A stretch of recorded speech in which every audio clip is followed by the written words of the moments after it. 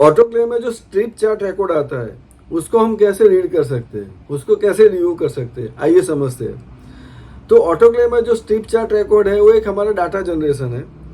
एक है कि उसका जो मेन प्रिंट आउट आता है कि जिसमें पूरा डाटा प्रिंटेड आता है कि एवरी 10 सेकंड या 15 सेकंड या 1 मिनट में सभी डाटा प्रिंट होके आते हैं कि channel 1, channel 2, channel 3, channel 4, channel 5 और प्रेशर कितना रीडिंग्स थे वो प्रिंट होके आता है। बट स्ट्रिप चार्ट रिकॉर्ड में वो एज ए लाइन्स आते हैं। तो लाइन्स को हम कैसे रिव्यू कर सकते हैं, तो समझते हैं। सबसे पहले तो जब आप स्ट्रिप चार्ट रिकॉर्डर को देखोगे तो उसमें बहुत सारी लाइन्स बनी होती है। वो लाइन नॉर्मली 1-1 mm के गैप के होती है और हर 1 सेंटीमीटर के बाद एक थिक लाइन आती है। तो जो स्ट्रिप चार्ट रिकॉर्डर होता है नॉर्मली 10 सेंटीमीटर वाइड होता है और उसमें 10 सेक्शन है 1 सेंटीमीटर ईच, और उसमें 1-1 mm पे 1-1 लाइन बनी रहती है। तो अगर हमारे ऑटोक्लेव में टोटल 5 टेम्परेचर सेंसर है और एक प्रेशर सेंसर है तो उसमें वो 6 लाइन एज ए डॉट बनती जाती है और एक ग्राफ क्रिएट करती है। और एक ग्राफ को हम कैसे रीड कर सकते हैं, तो समझते हैं कि हर लाइन को 1 सेंटीमीटर की एक लाइन है, उसको एक वैल्यू दी गई है फॉर टेम्परेचर और एक वैल्यू दी गई है फॉर प्रेशर। वो वैल्यू क्या है, तो अगर 10 सेंटीमीटर वाइड स्ट्रिप चार्ट है तो हर सेंटीमीटर को जो टेम्परेचर दिया गया है वो 20 डिग्री है और जो प्रेशर को दिया गया है वो 1 बार है। तो नॉर्मली क्या होता है कि जो आपका सबसे बॉटम है वो 0 डिग्री सेल्सियस है और सबसे टॉप वाला जो है वो 200 डिग्री सेल्सियस है फॉर टेम्परेचर। प्रेशर की बात करें तो ऑटोक्लेव में वैक्यूम भी जाता है, प्रेशर भी जाता है। तो जो सबसे नीचे वाला जो है लाइन वो -1 बार है और जो सबसे ऊपर वाला है वो 5 बार है। क्योंकि 5 सेक्शन है तो -1 बार, 0 बार, 1 बार, 2 बार, 3 बार और 4 बार, ऐसे उसमें 5 सेक्शन है।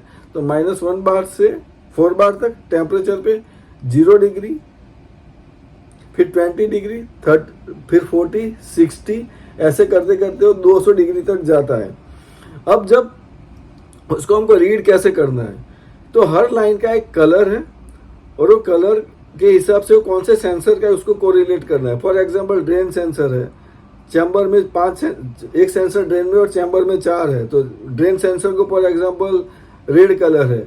फिर चैनल 1 है उसको ब्लू है, चैनल 2 है उसको ग्रीन है। उसी हिसाब से प्रेशर को फॉर एग्जांपल ब्लैक कलर दिया है। तो ये सभी कलर्स एक आइडेंटिफाई करते हैं कि कौन सी लोकेशन का टेम्परेचर दिखा रहा है और कौन से, और ये वो प्रेशर दिखा रहा है। ब्लैक लाइन है तो फॉर एग्जांपल प्रेशर दिखा रही है और जो कलर्स है वो अलग अलग कलर्स के हिसाब से कौन से लोकेशन है उसका वो टेम्परेचर दिखाता है, वो सेंसर का वो टेम्परेचर दिखा रहा है। फिर उसको रीड कैसे करना है, तो जैसे जैसे फॉर एग्जांपल हमारी साइकिल चालू होती है नॉर्मल टेम्परेचर अराउंड 25 डिग्री पे, तो सभी जो टेम्परेचर वाले डॉट रहेंगे वो 25 डिग्री, मतलब जो हमारा 1 सेंटीमीटर वाला है वो 20 है तो उससे थोड़ा ऊपर रहेंगे तो सभी डॉट्स 25 पे रहेंगे और प्रेशर रहेगा 1 बार पे। अब जब हम साइकिल चालू करते हैं पहले इनिशियल वैक्यूम फेज है तो टेम्परेचर पे ज़्यादा इम्पैक्ट नहीं, तो टेम्परेचर वो ऐसे ही चलता रहेगा। लेकिन वैक्यूम है तो जो प्रेशर वाला जो लाइन है, जो ब्लैक लाइन है, वो वैक्यूम में आएगा तो एटमॉस्फेरिक से वो फिर नीचे आएगा। फिर वैक्यूम होने के बाद अगर उसमें प्रेशर बढ़ा रहे तो ऊपर जाएगा, फिर वो नीचे आएगा, फिर ऊपर जाएगा। तो अगर हम टेम्परेचर यहाँ पे हम स्टीम इंजेक्ट नहीं कर रहे इनिशियल वैक्यूम में तो टेम्परेचर सेम सिमिलर रहेगा, लेकिन प्रेशर का जो लाइन है ब्लैक वो अप डाउन होगा। फिर हम हीटअप चालू करते और स्टीम इंजेक्ट करते तो प्रेशर धीरे धीरे बढ़ना चालू होगा। तो जो टेम्परेचर वाले जो डॉट्स है वो धीरे धीरे बढ़ना चालू करेंगे। फॉर एग्जाम्पल हमारा पहला हीटअप 100 तक है तो हमने हर लाइन को 20 डिग्री दिया है तो 100 तक है तो 5वीं लाइन तक, मतलब 5वीं लाइन तक जाएगा। 5वीं लाइन तक क्यों जाएगा कि पहली लाइन 20 है, दूसरी लाइन 40 है, तीसरी लाइन 60 है, फोर्थ लाइन 80 और फिफ्थ लाइन इज 100 डिग्री, वहां तक जाएगा। सभी डॉट्स वहां तक जाएंगे, कैसा लाइन बनेगा डॉट्स का। फिर अगर हम वैक्यूम करते हैं तो थोड़ा वो नीचे आएगा। फिर हम दूसरा हमारा पल्स है फॉर एग्जाम्पल 115 तो उससे और ऊपर जाएगा। फिर अगर हम वैक्यूम करते हैं थोड़ा नीचे आएगा। तो ये लाइन डॉट्स चलते रहेंगे। फिर हमारा स्टेरिलाइजेशन होल्ड पे हम जा रहे हैं तो जाएगा 120 से ऊपर।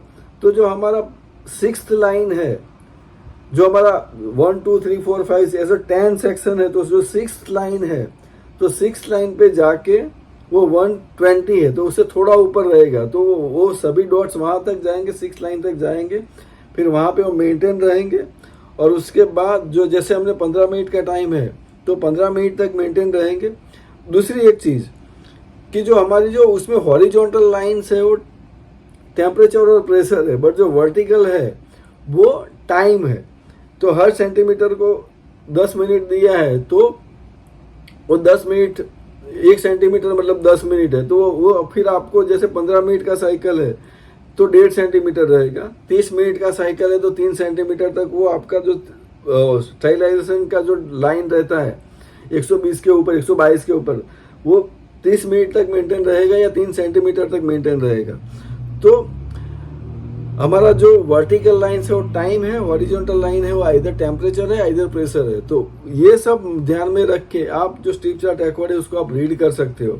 आप ये देख सकते हो कि मेरी कौन सी लाइन, कौन से डॉट्स या कौन सा कलर टेम्परेचर का है, किस सेंसर का है, कौन सा डॉट प्रेशर का है, और कितने टाइम तक वो मेरा साइकिल पूरा चला, और उसमें मुझे 30 मिनट या 15 मिनट या 20 मिनट का होल्ड टाइम मिला कि नहीं मिला। तो सब वो लाइन्स आप रीड करके उसको जो हर सेंटीमीटर को कितना टेम्परेचर वैल्यू दिया है या कितना प्रेशर वैल्यू दिया है, वो प्रेशर वैल्यू आप इवेल्यूएट करके वो साइकिल आप रीड कर सकते हो।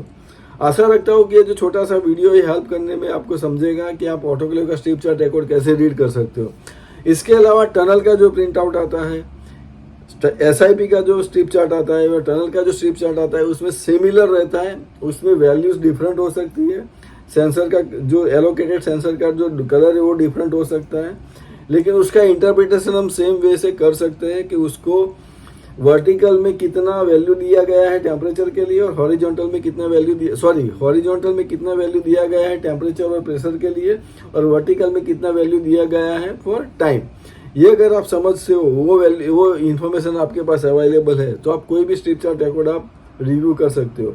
तो मेरा पूरा वीडियो देखने के लिए बहुत बहुत शुक्रिया, थैंक यू वेरी मच। और आपको मेरा चैनल फार्मामैन अच्छा लगता है तो आप सब्सक्राइब कर सकते हो, अपने फ्रेंड्स को शेयर कर सकते हो। Thank you very much.